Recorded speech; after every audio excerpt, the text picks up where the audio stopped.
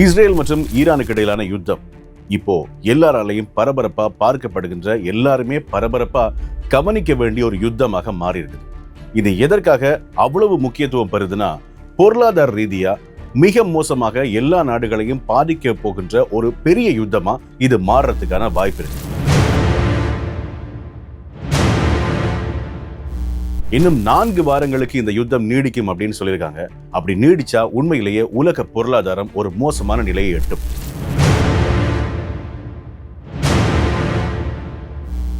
இது இன்றைக்கு நேற்று திட்டமிடப்பட்டு நடத்தப்பட்ட தாக்குதல் இல்ல.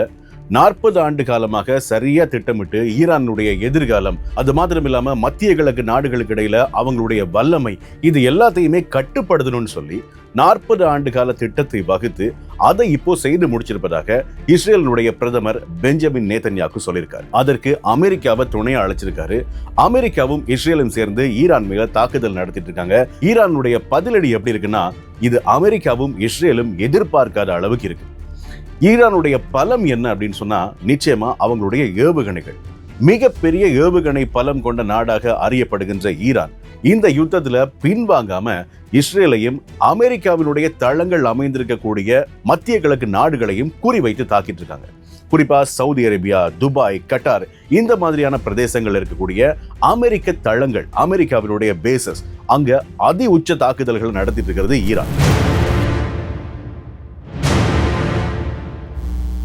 என்னதான் ஏவுகணைகளை கட்டுப்படுத்துறதுக்கும் வர்ற வழியிலேயே தடுத்து நிறுத்தி தாக்கி அழிக்கிறதுக்கும் அமெரிக்காவும் இஸ்ரேலும் சேர்ந்து நல்ல பாதுகாப்பு கவசங்களை உருவாக்கி இருந்தாலும் கூட, அந்த பாதுகாப்பு கவசங்களை தகர்க்கிற மாதிரி ஈரானுடைய ஏவுகணைகள் செயற்பட்டு கொண்டிருக்கிறது அப்படின்றதுதான் இப்போ மிகப்பெரிய அச்சமாகவும் நடுக்கமாகவும் மாறி இருக்கு. ஆனா இதற்கு ட்ரம்ப் தரப்பிலிருந்து வந்திருக்கக்கூடிய பதில், இதை விட மோசமான எதிர்வினையை நாங்க ஆற்ற போறோம், மிகப்பெரிய அலைக்கே ஈரான் தயாராக இருக்க வேண்டும். காரணம் என்னன்னா, இப்ப அடுத்த கட்டமாக பிரிட்டனும் ஐரோப்பிய நாடுகள் சிலவும் இந்த போர்க்களத்துல குதிக்க போறாங்க அமெரிக்காவுக்கு ஆதரவா.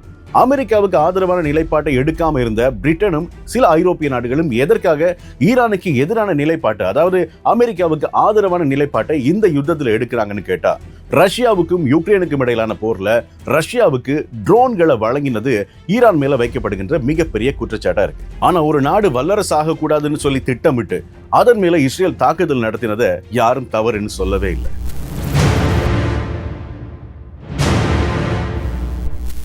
ஈரானை பொறுத்த வரைக்கும் ஃபட்டா 2 அப்படின்ற ஏவுகணை ஒலியை விட 15 மடங்கு வேகமாக பயணிக்கக்கூடிய ஒரு ஏவுகணை. அது மாத்திரம் இல்லாம கைஃபர் ஷெகான் 2000 கிலோமீட்டர் தாண்டி போய் 10 மீட்டர் தூரத்துக்குள்ள தாக்குதலை நடத்தக்கூடிய ஒரு மிக தரமான துல்லியமான ஏவுகணை. அது மாத்திரம் இல்லாம நிலத்துக்கு அடியில 500 மீட்டர் ஆழத்தில் இருக்கக்கூடிய ஏவுகணை சிட்டிஸ், அங்க இருந்து நேரடியாக ஏவுகணைகளை ஏவக்கூடிய வல்லமை ஈரானுக்கு இருக்கு. இதை எல்லாத்தையும் எதிர்பார்த்து அமெரிக்காவும் இஸ்ரேலும் தாக்குதல் நடத்தி இருந்தாலும் ஈரானுடைய இந்த தாக்குதல்ல கொஞ்சம் கதி கலங்கித்தான் போயிருக்காங்க. ஈரானுக்கு எதிரான தாக்குதலை சவுதி அரேபியா சொல்லியும் நாங்கள் எடுத்தோம் அப்படின்னு சொல்லி அமெரிக்கா தரப்புல இருந்து சொல்லப்பட்டாலும், இப்ப சவுதி அரேபியா தரப்புல சொல்லப்படுகின்ற விஷயம் என்னன்னா, ஈரானை கோபப்படுத்த வேண்டாம், கோபப்படுத்துகின்ற செயல்களில் மத்திய கிழக்கு நாடுகள் யாரும் ஈடுபட வேண்டாம் என்பதா இருக்குது. ஈரானுடைய அதி உச்ச தலைவர் போர் ஆரம்பிச்சு 24 மணி நேரத்திலேயே கொல்லப்பட்டதுக்கு பிறகு இந்த போர் உடனடியாக முடிவுக்கு வரும் என்று எதிர்பார்த்தது அமெரிக்கா. ஆனா விஷயம் என்னன்னா, இப்ப வரைக்கும் ஈரானுடைய அதி உச்ச தலைவர் யார் என்பது யாருக்குமே தெரியாது. இன்னும் அதிகாரபூர்வமா அறிவிக்கப்படல. யார் இந்த யுத்தத்துக்கு பொறுப்பேற்று தலைமை தாங்கி நடத்துறாங்கன்றது அமெரிக்காவுக்கு இன்னமும் பிடிபடாத ஒரு விஷயமா இருக்கு. ஆனாலும் தொடர்ச்சியாக கட்டவிழ்த்து விடப்பட்டிருக்கக்கூடிய தாக்குதல்கள் எல்லா நாடுகளையும் கொஞ்சம் நிலை குலைய வச்சிருக்கு. இது பொருளாதார ரீதியா இந்தியாவுக்கும் இலங்கைக்கும் எப்படிப்பட்ட தாக்கத்தை ஏற்படுத்த போகுது? இது ஏற்கனவே திட்டமிடப்பட்ட ஒரு விஷயம், போர் அப்படின்றதுனால இதுல இருந்து மீண்டு வரதுக்கான வழியையும் ட்ரம்ப் ஏற்கனவே இந்தியாவுக்கு சொல்லி கொடுத்திருக்காரு. வெனிசுலாவை கைப்பற்றினாரு, வெனிசுலாவிடமிருந்து எண்ணெயை வாங்குமாறு இந்தியாவை வலியுறுத்தினார். இப்ப நடந்திருக்கிற விஷயம், ட்ரம்ப் சொன்னதை மோடி கேட்டுக்கொண்டதுனால இந்தியாவுக்கு சாதகத்தன்மையை ஏற்படுத்தியிருக்கு. இந்த யுத்தத்துக்கு பிறகு ஈரான் ஹோர்முஸ் பாதையை மூடிருக்காங்க. அந்த நீரிணை வழியா இந்தியாவுக்கு 50% சமையல் எரிவாயு, அது மாத்திரம் இல்லாமல் 20% பெட்ரோலியம் வந்துட்டு இருந்தது. இப்போ அந்த பாதை தடைப்படுறதுனால சவுதி அரேபியாவில் இருந்து இந்தியாவுக்கு வந்திருந்த எண்ணெயும், குவைத் மற்றும் துபாயில இருந்து வந்திருந்த எரிவாயுவும் இடைநிறுத்தப்பட்டிருக்கு. எரிவாயுவை பெற்றுக்கொள்றதுல இந்தியாவுக்கு ஒரு சிக்கல் இருந்தாலும் எண்ணெயில எந்த பிரச்சனையுமே இல்லை. ஏன்னா இப்ப அமெரிக்காவோட இந்தியாவினுடைய ஒப்பந்தம் இருக்குது வெனிசுவேலாவிடம் இருந்து எண்ணெயை வாங்குறதுக்கான. இந்த பாதை வழியா இல்லாம ஏற்கனவே செங்கடல் பகுதியாக வந்து கொண்டிருந்த சில கப்பல்களை ஏமன் கிளர்ச்சியாளர்கள் குறி வச்சு தாக்கிட்டு இருந்தாங்க. இதுவுமே ஒரு மிகப்பெரிய சிக்கலா மாறி இருக்கு. அதனால கப்பல்கள் எதுவும் வளமையா வர வேண்டிய பாதையில வராம சுற்றி ஆப்பிரிக்கா தாண்டி வர வேண்டிய ஒரு சூழல் இருக்கிறதுனால இது மிகப்பெரிய விலையேற்றமாக ஒரு நாட்டுல அடித்தட்டு மக்களுக்கு ஒரு மிகப்பெரிய பாதிப்பை ஏற்படுத்த போகுது.